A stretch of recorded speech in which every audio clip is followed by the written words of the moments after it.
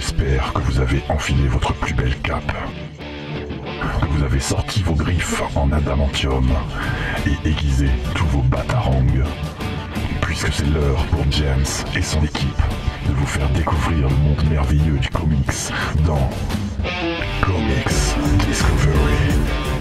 Salut à tous et bienvenue dans cette 37e émission de la saison 2 de Comics Discovery. L'émission, comme on le dit, pourquoi je répète le truc du générique, c'est débile. Oui, l'émission qui vous fait découvrir le monde du comics. Cette semaine, je suis avec Lolita. Salut Lolita. Super. T'as passé un bon week-end, tu nous as dit qu'il était très chargé. Ah oui, j'ai passé un week-end des plus épiques. Tu as appris à voler comme Superman. Tout à fait, c'était épique. Tu nous en parleras pas du tout, mais c'est bien. Et avec moi, il y a Mathieu. Salut Mathieu. Salut à tous. Toi aussi, t'as passé un week-end épique ou on est allé voir les fanfares. Voilà. Centre-ville samedi, c'était bien. Ok. Et Jordan qui devrait arriver, qui est en retard. Voilà, c'est tout. On va commencer les petites news comme d'habitude. Allez, c'est parti.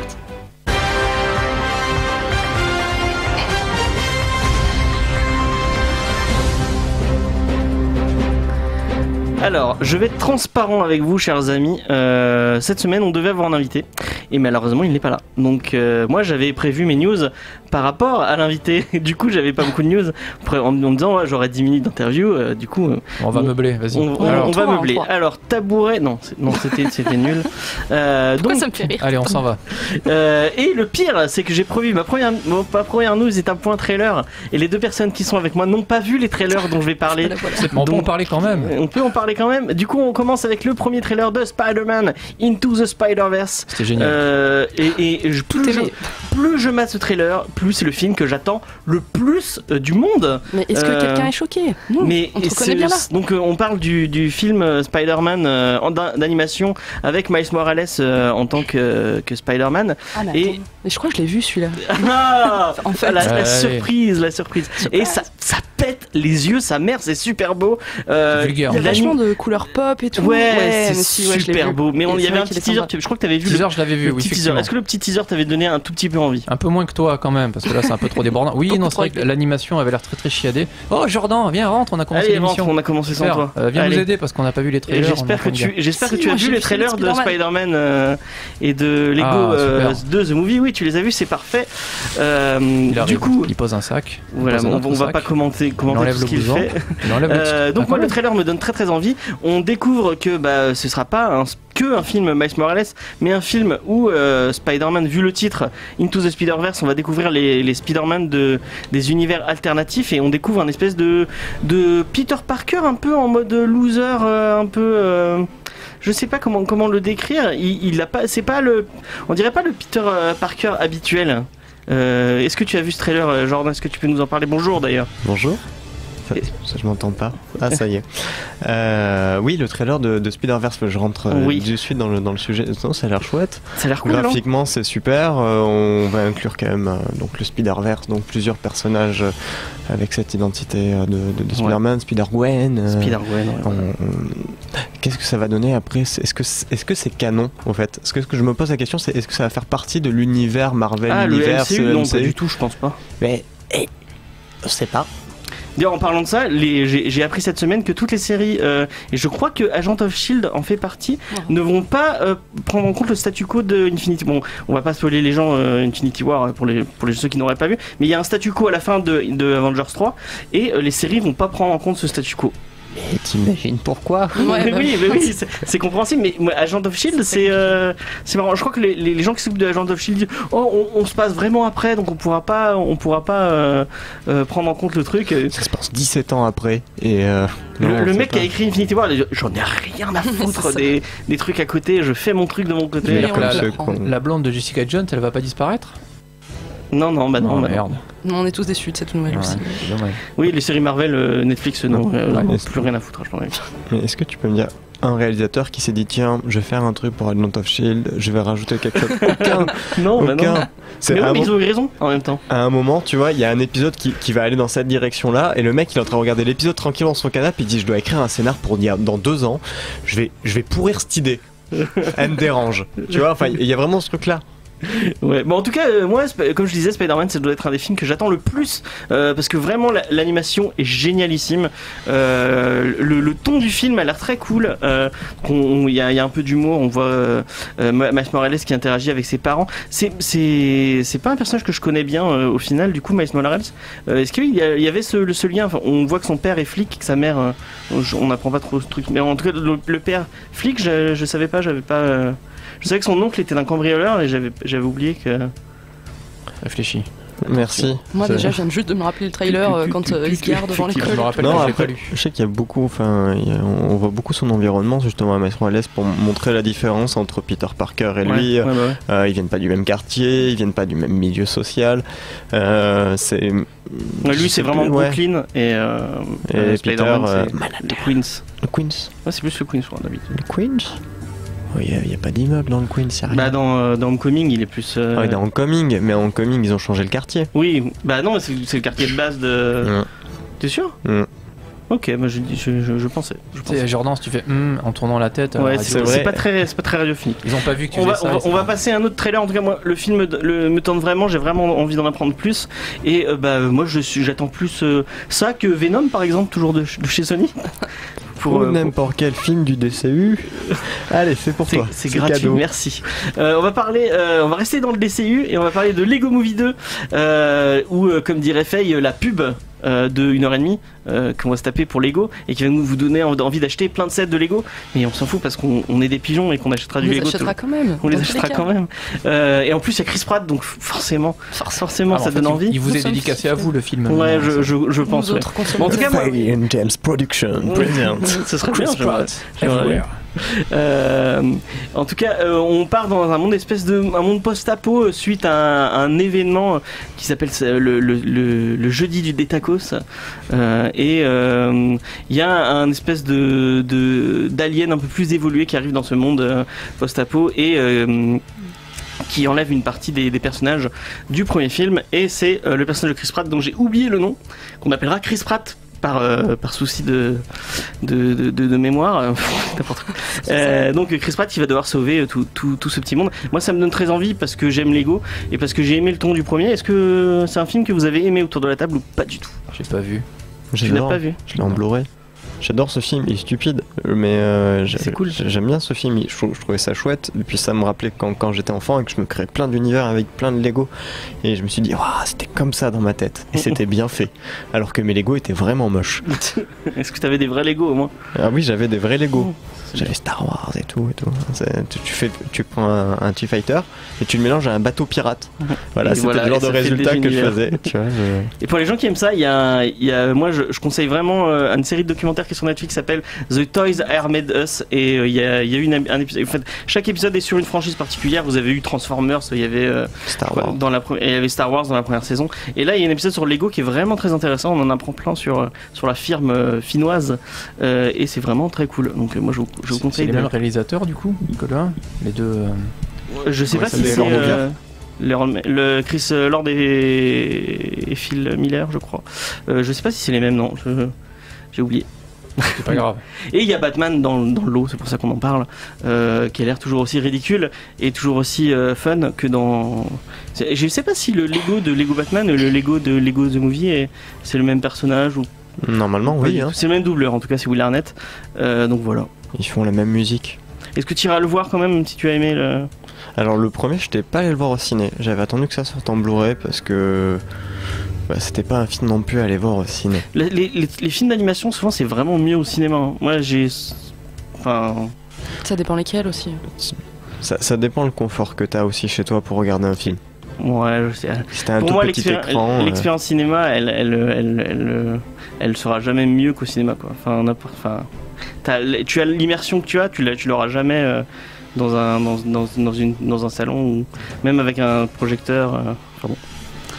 Ça c'est un autre débat. C'est un autre débat que nous n'aurons pas, ou peut-être si on n'a pas le temps. On a fait 10 minutes sur les trailers, donc j'ai réussi à meubler comme il fallait. On va passer à une autre news tout simplement.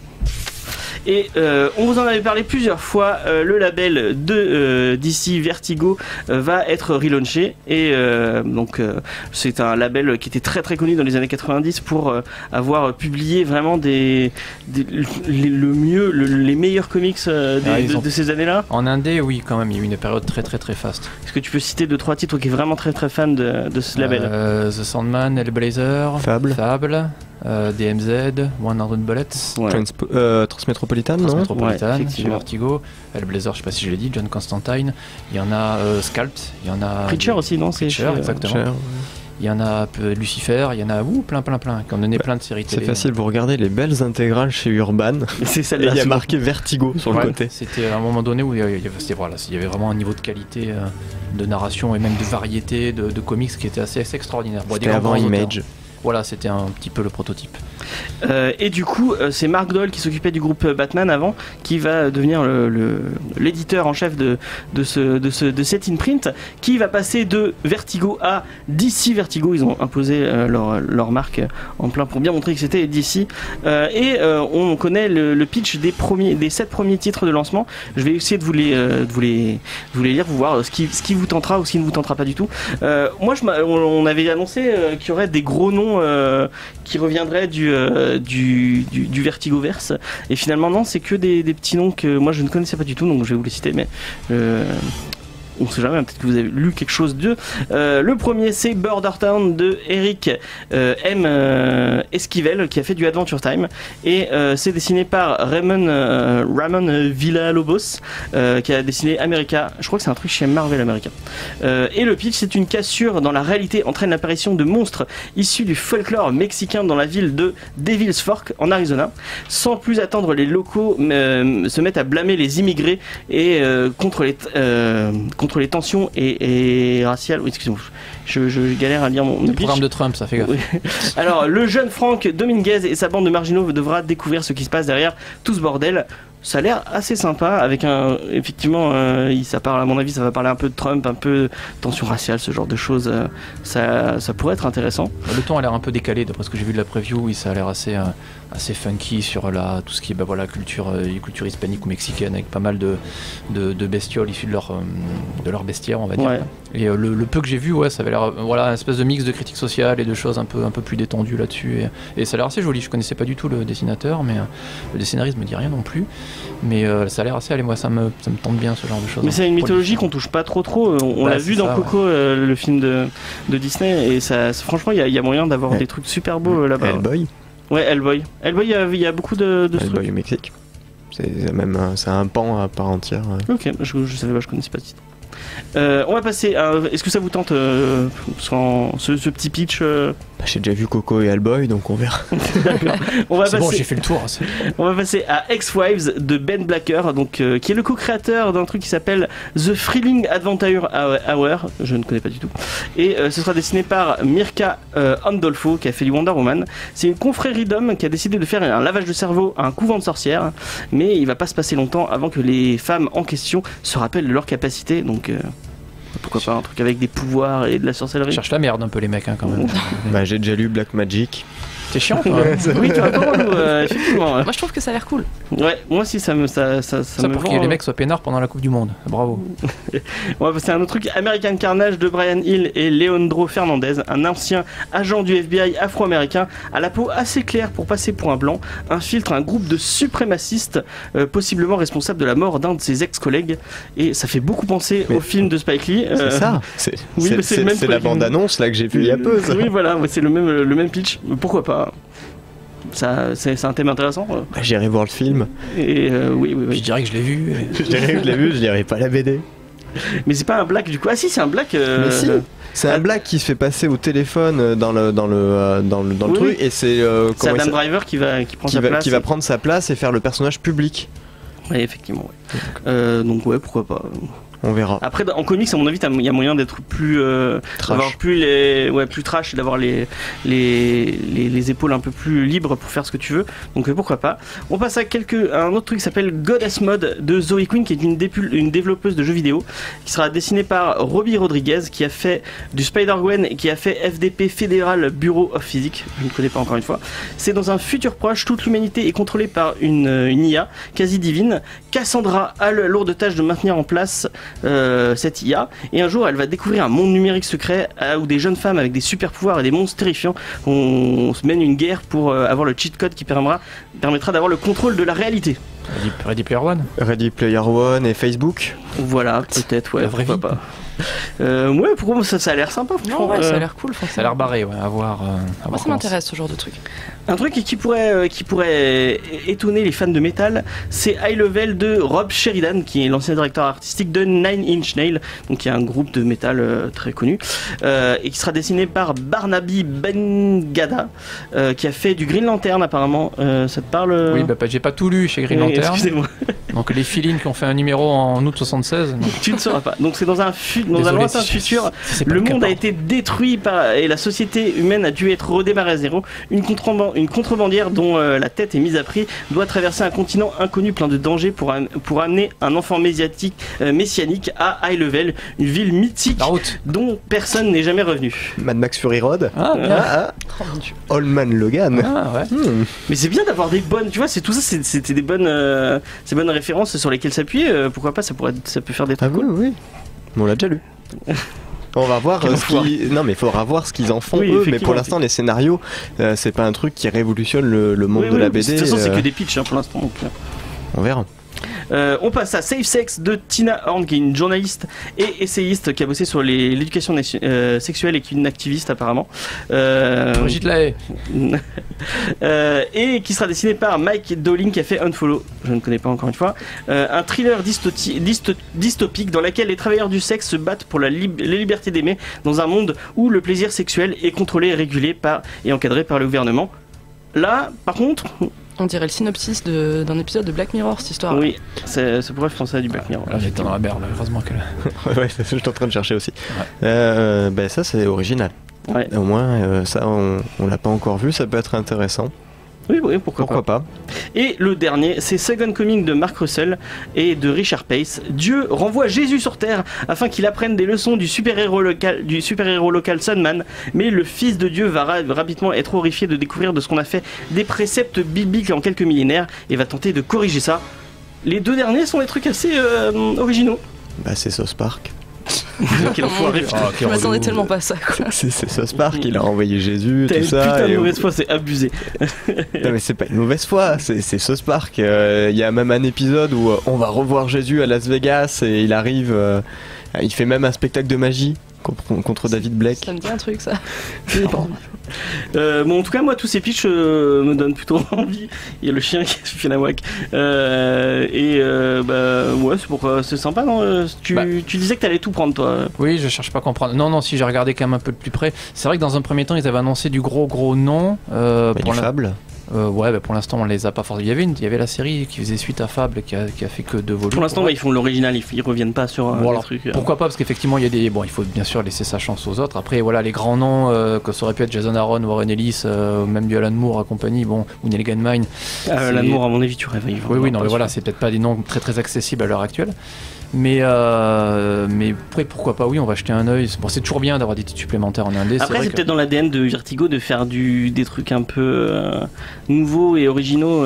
Il y a Image à côté quand même, ils sont quand même très bien placés. Mais il y avait, chez Vertigo, à un moment donné, ils avaient quand même une identité, je trouve, notamment autour du Sandman, un truc, Sandman, Hellblazer, Lucifer, tout ça. T'avais une espèce de monde semi-surnaturel. The Dreaming, il y avait toute une parquet de séries qui étaient un peu dans le même genre. Ils avaient là, ça fait plus des trucs un peu. Voilà, vraiment des créateurs de leur côté. Pourquoi pas, quoi.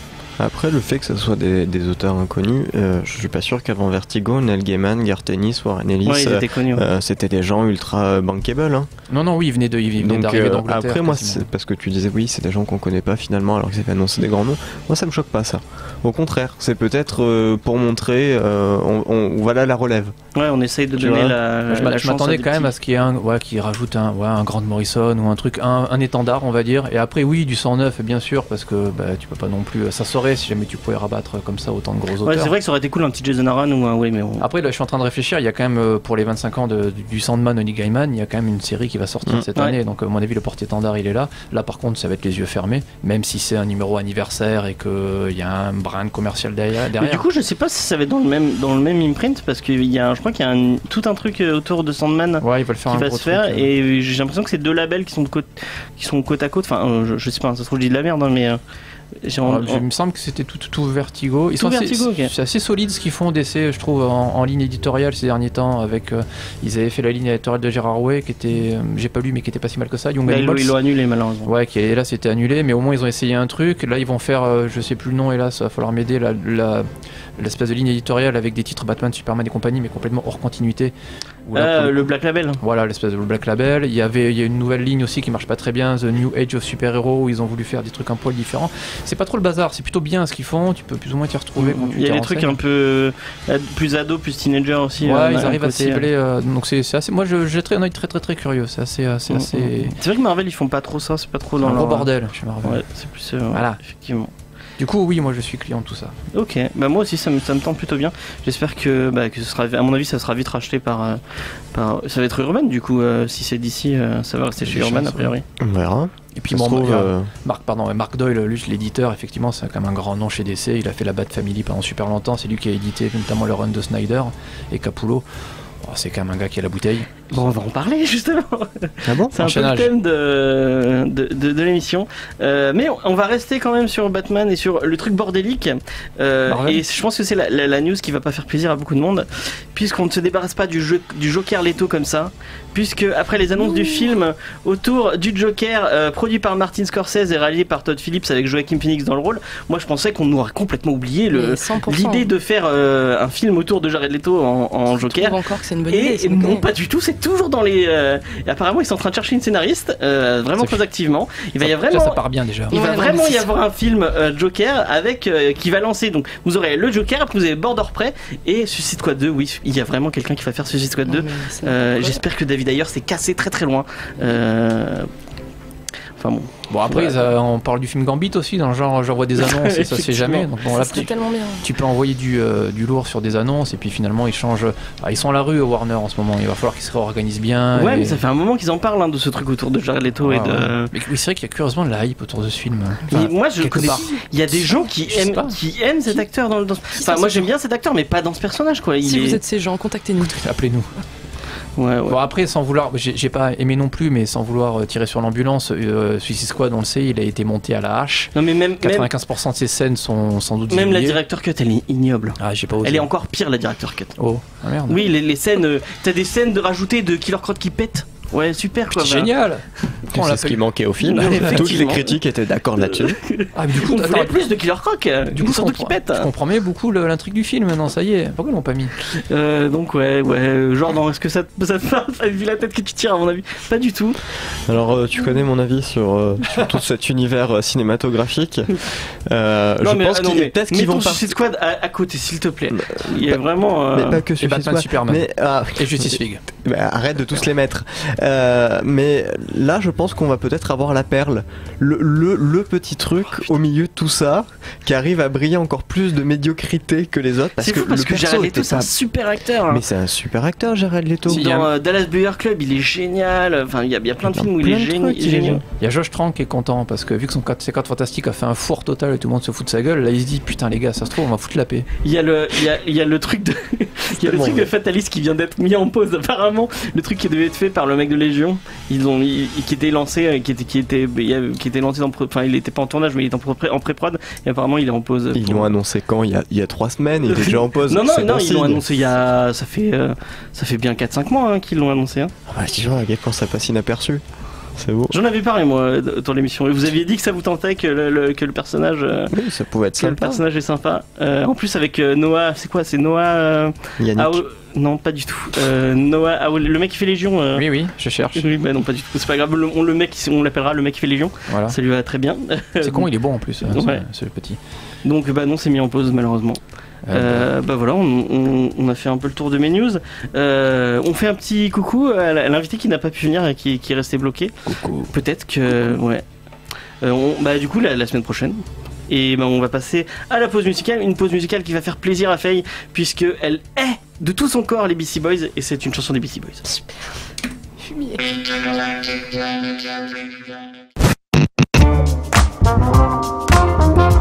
Bonjour, c'est Marguerite Sauvage et j'écoute Comics Discovery. Et c'était Beastie Boys pour le grand plaisir de Faye. Je l'ai passé parce qu'elle était dans le trailer de Lego Movie 2 et j'adore les Beastie Boys contrairement à Faye. Voilà. Et on va passer à la review de la semaine. C'est Batman Metal pour le plus grand plaisir de Jordan qui est très fan de Batman. Mais oui, je suis un grand fan, je les ai tous. J'ai le symbole tatoué quelque part, à toi de le trouver. Non, pas du tout. C'était de l'ironie. Et c'est pratique en radio, on peut dire. J'arrête les taux ou quoi? Donc Batman Metal ou Batman, je balance plein de tie-in Metal, Thomas. Enfin vraiment quoi. On va en parler, mais je te laisse lancer ta review super préparée. Elle est vraiment pas préparée, donc vous me connaissez d'habitude, j'aime bien faire des petits textes, et là je me suis dit non, ça ne mérite pas un petit texte. Pour une fois, j'ai envie de pas être drôle. Voilà, exactement. Batman Metal, au fait, c'est un truc.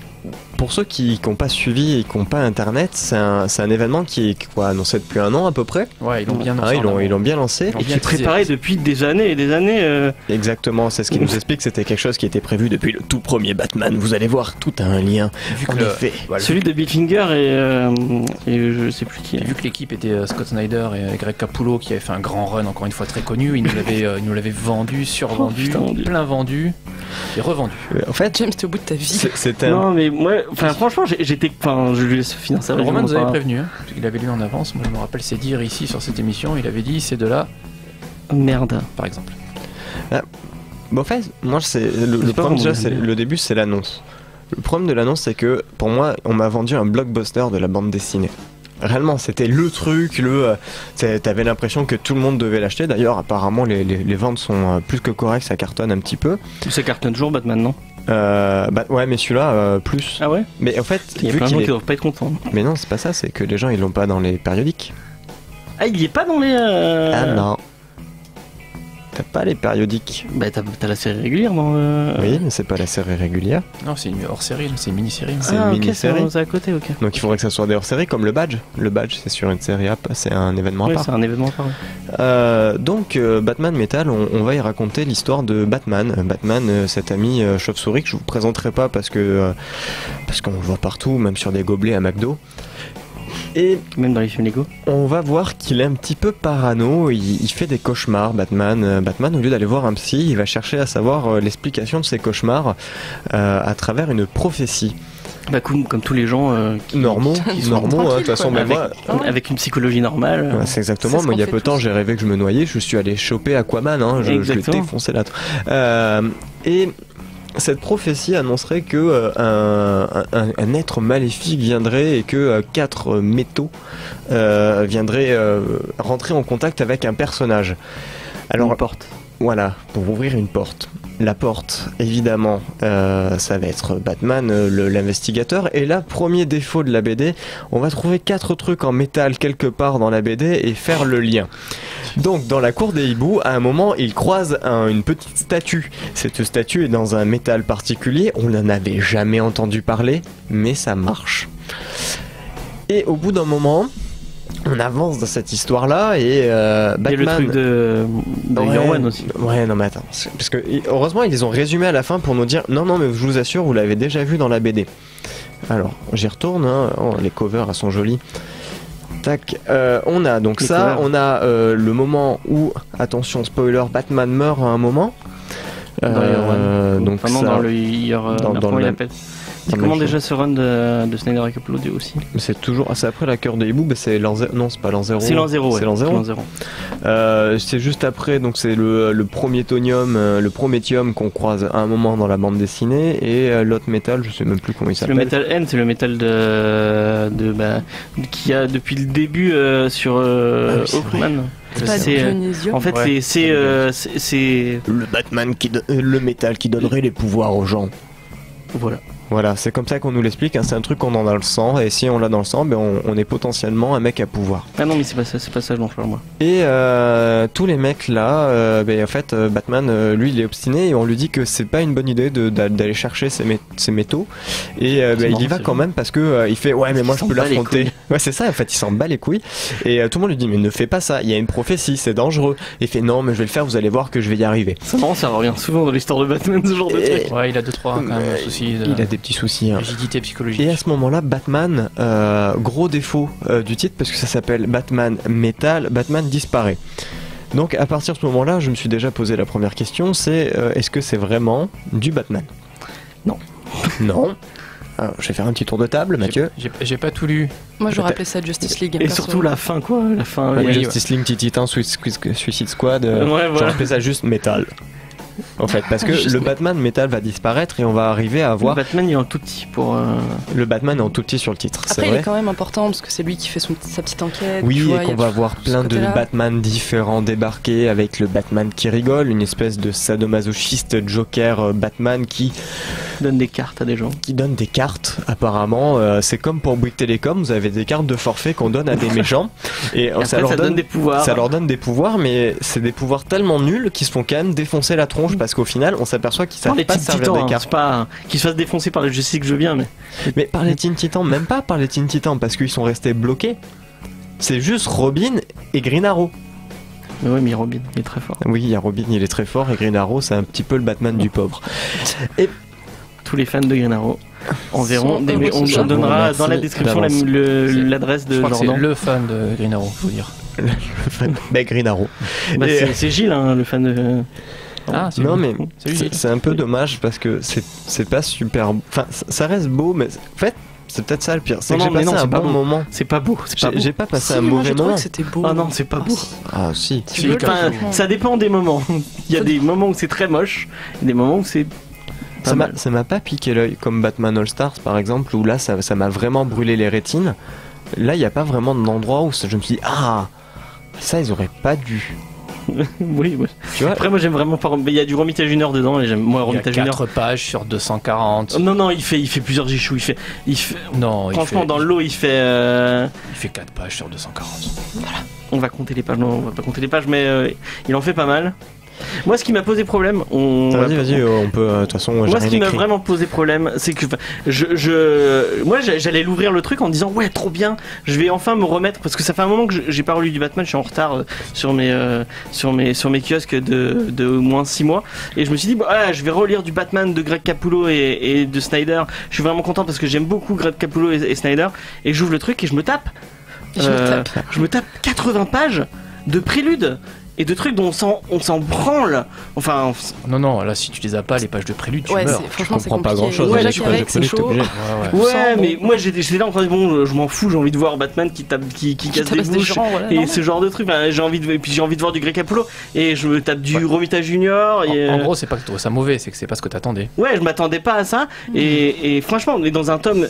Enfin, tu dis, je vais acheter le premier tome de Batman Metal. Je veux dire, j'ai envie de lire Batman c'est ce que tu disais, oui. C'est une question que j'avais envie de poser justement autour de la table, parce que moi je n'ai mis à l'écrit que des questions. C'est qu'est-ce qui fait un Batman?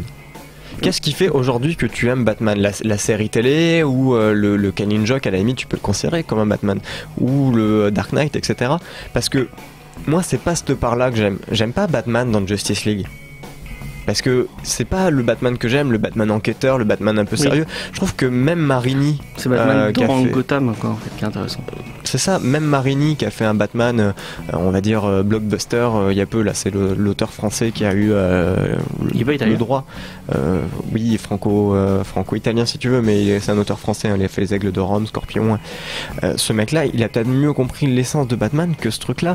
Pour moi, ça ne doit pas avoir ce titre. Ouais, mais quand tu lis tu les as lus le reste du run de Snyder.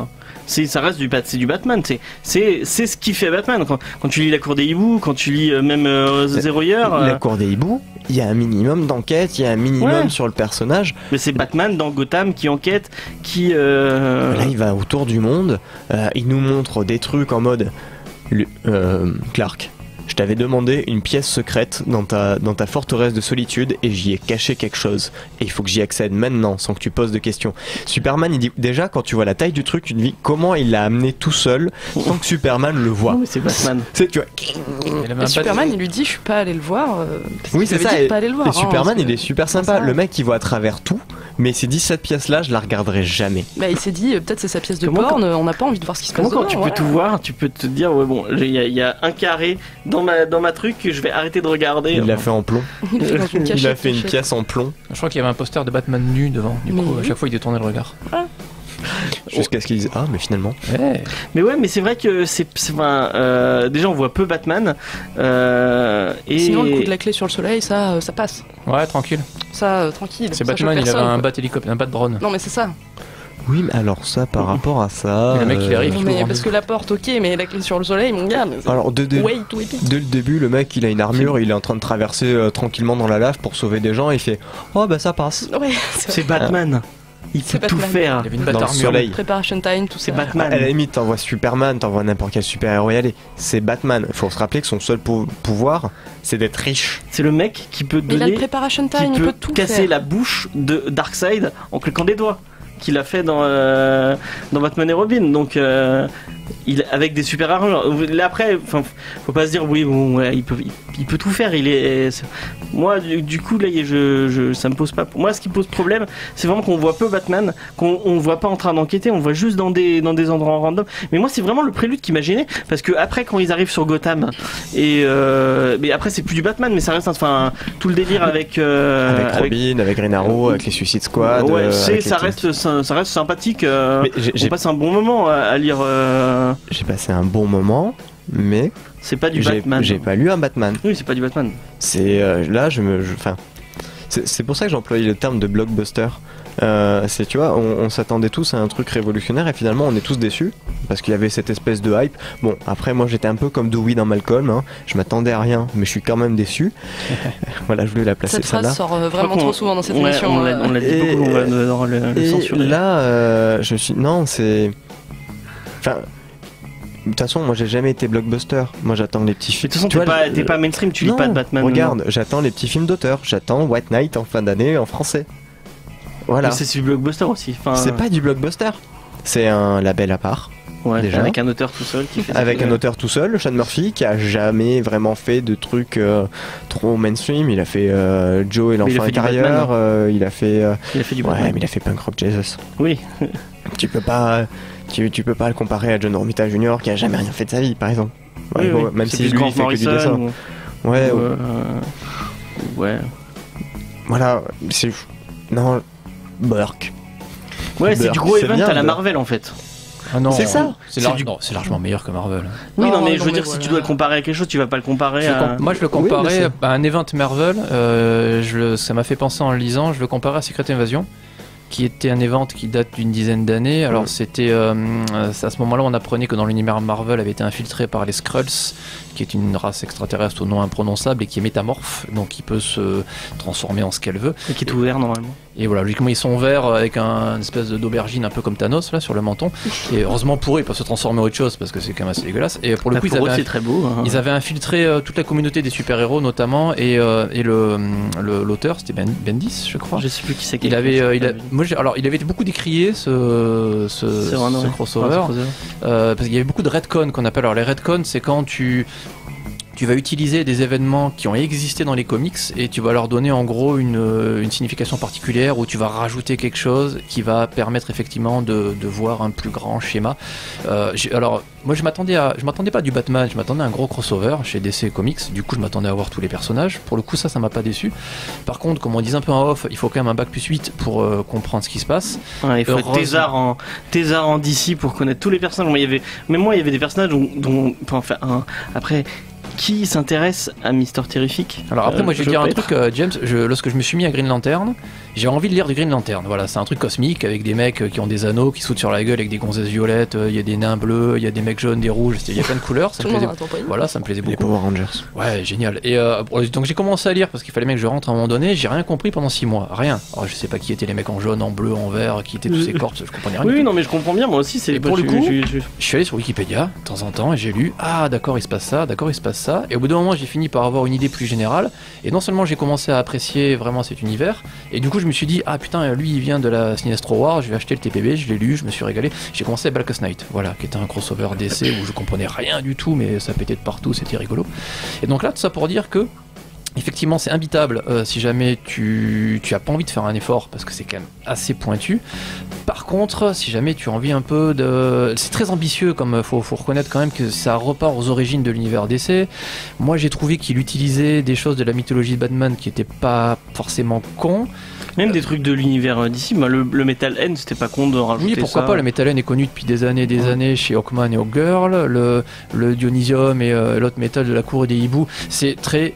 J'avoue, capillotracté de temps en temps, tu sens que ça passe un peu avec le forceps. Je suis d'accord, Batman, tu as l'impression qu'il est partout, il est tout le temps, il fait tout en même temps. J'aime bien ce côté borné quand même, où tout le monde lui dit tu fais une connerie, n'y va pas, ça pue du cul. Moi, ce qui m'énerve avec ça, c'est que dès qu'il est en interaction avec les Justice League, il est dans ce délire-là. Parce que je regarde Batman et Robin quand il voulait aller sur Apocalypse pour sauver son fils, c'était le même délire. T'avais toutes les Justice League, mais non, tu peux pas faire ça, tu peux faire ça. Et lui, il était là, moi je suis Batman, je m'en bats les couilles, je le fais quand même. J'aime bien parce que le mec a un profil psychologique, il a une arrogance et d'un ego surdimensionné. Non. Et son fils est pire dans le même délire. Et je trouve ça, moi j'ai trouvé ça relativement bien en fait, de voir que ce mec-là va dans le mur, il y va en courant, tout le monde essaie de l'empêcher, et non mec, je suis Batman, je vais gérer. Et personne n'arrive à l'empêcher. Non. C'est-à-dire quand même que la Justice League ne peut pas empêcher un mec qui a juste beaucoup de moyens et de jolis... Bon, il est très intelligent. C'est le meilleur détective du monde. Oui. Ouais, ils vont doucement à la justice. Je sais pas si tu vas pas voir la Bat Family en disant excusez-moi, vous êtes quand même sa famille, essayez de l'arrêter. Et on la voit peu d'ailleurs. Hein. Tu la vois 2 secondes, elle se fait défoncer dans la forêt. T'en vois 2, tu vois Nightwing et... Non, ils sont tous, t'as Batwoman, Batgirl et compagnie. C'est juste que tu les vois déguisés. Tu les vois déguisés en Batman et ils les emmènent vers le Parlement of Streets. Oui, c'est vrai. Où tu vois Swamp Thing. Alors ça, pour le coup, c'est une excuse bidon pour mettre un paquet de personnages. J'étais content de voir Swamp Thing, mais bon, je reconnais. Oui, j'étais content aussi. Mais et pour le coup, donc là où ça me fait penser aussi à Secret Invasion, c'est quand effectivement tu vas avoir un énorme plot fil rouge avec ces espèces d'ennemis qui viennent a priori d'ailleurs. Ça serait bien une fois de tomber sur une dimension parallèle où il n'y a pas des mecs qui veulent nous tuer quand même. Ils sont quand même pas de bol ces gars-là. Dès qu'ils ouvrent une porte, il y a des mecs avec des dents partout. Mais moi aussi, et pour le coup, juste pour finir, pour le coup, tu as cet énorme fil rouge et derrière effectivement tu as des récits parallèles avec des persos secondaires. Et alors moi j'ai pas tout lu, mais je pense que je lirai la suite parce qu'il y a un bon moment que j'ai pas lu du DC Comics à ce niveau-là en termes d'intensité et d'ambition. Et pour le coup ça permet de lire un peu de Suicide Squad, un peu de Nightwing, un peu de machin, un peu Teen Titan, voilà. Et ma foi, voilà, moi je pense que je vais me taper la suite parce que il y a très longtemps que j'ai pas lu. Le 6 juillet exactement. Un gros crossover. Par contre là je suis d'accord avec James qu'on disait un peu hors antenne aussi, éditorialement parlant, c'est quand même. Mais pourquoi ils ont foutu tous les timings dans le tome 1? C'est débile. Enfin. Voilà. En général, ouais, tu fais peut-être, enfin, ce que faisait Panini pour les gros crossovers, t'as fait ton bouquin Secret Invasion par exemple, en l'occurrence Batman Metal, avec la série principale, et après t'avais les tie-ins à droite à gauche. Donc les tie-ins, ce sont des séries secondaires. Pour remplir à la fin, je veux bien, mais là c'est que liés. Ça quoi.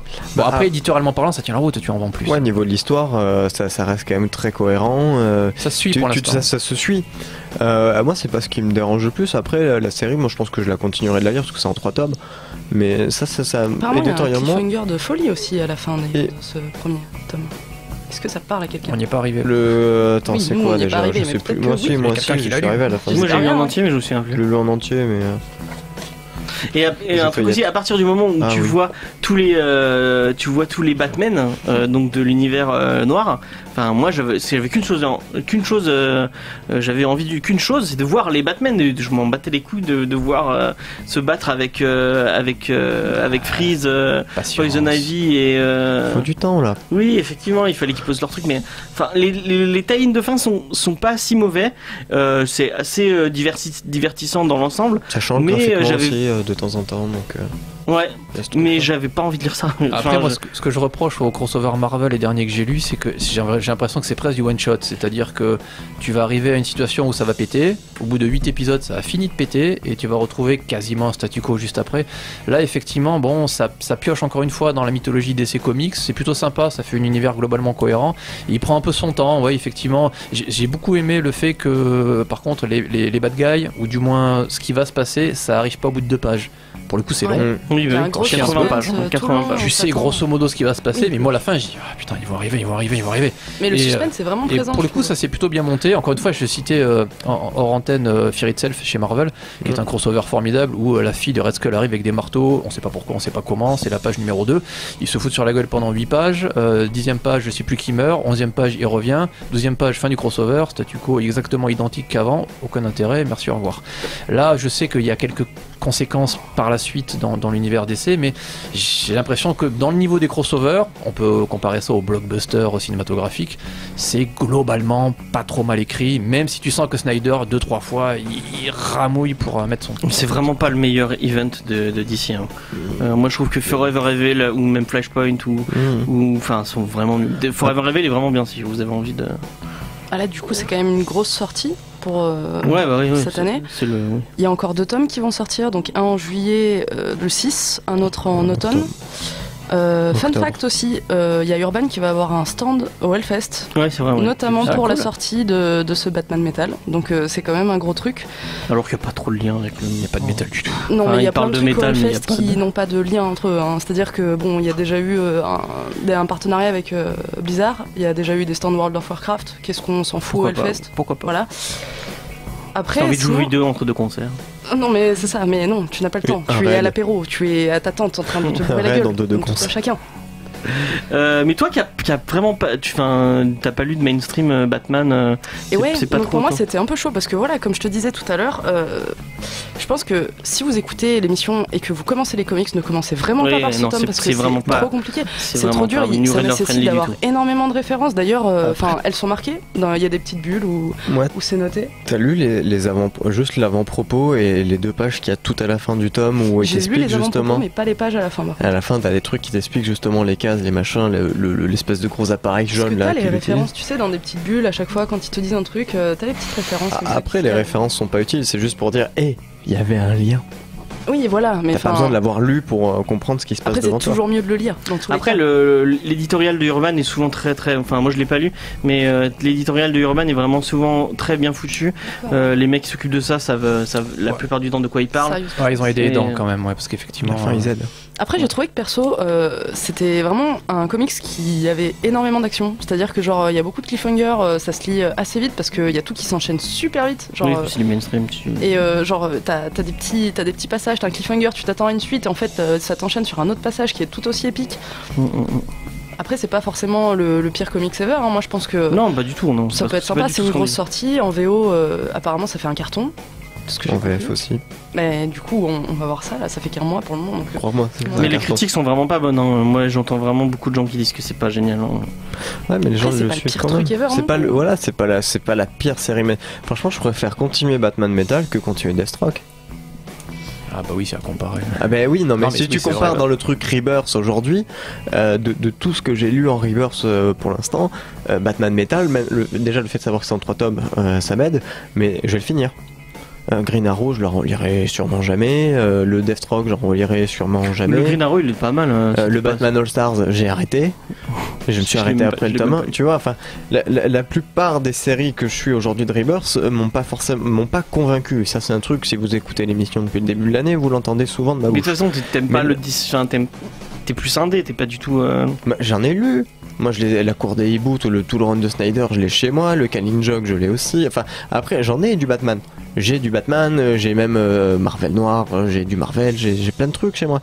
Mais, même si je suis plus indé au final, mais pour l'instant, c'est ce qui m'a le plus intéressé au final, c'est Batman Metal. Même si je trouve ça complètement ahurissant et qu'on essaie de me dire que tout est prêt depuis 200 ans et que ça fait 200 ans que les mecs sont en train d'écrire Batman juste pour cet événement-là. Moi je suis sûr que Snyder il avait tout prévu depuis le début. Mais moi je suis sûr que la série de 1960 où il se met à danser avec des collants au violet, bah oui, il y a un lien. C'est un lien avec parce que à un moment il écoute du métal, j'en suis sûr. Après, Snyder est vraiment très érudit sur Batman. Il sait vers où il veut aller. Et après maintenant, il est plus sur Batman, il est sur Justice League, je crois. Et apparemment, c'est pas mal. Qu'il arrête, qu'il fasse American Vampire, et puis voilà. C'est vrai qu'American Vampire, c'est cool. Mais du coup, on n'a pas vu le temps passer. Il est 53. Est-ce que vous avez une petite reco en dehors dans l'esprit métal, peut-être Allez au Motocultor cette année, ça va être la folie. Le Running Order est sorti aujourd'hui. Go Power Rangers, c'est tout ce que j'ai dit. Ok, Jordan. Je suis en train de finir La Longue Terre. C'est un roman de Terry Pratchett et Charles Baxter. Est-ce qu'il y a du métal dedans Il y a pas.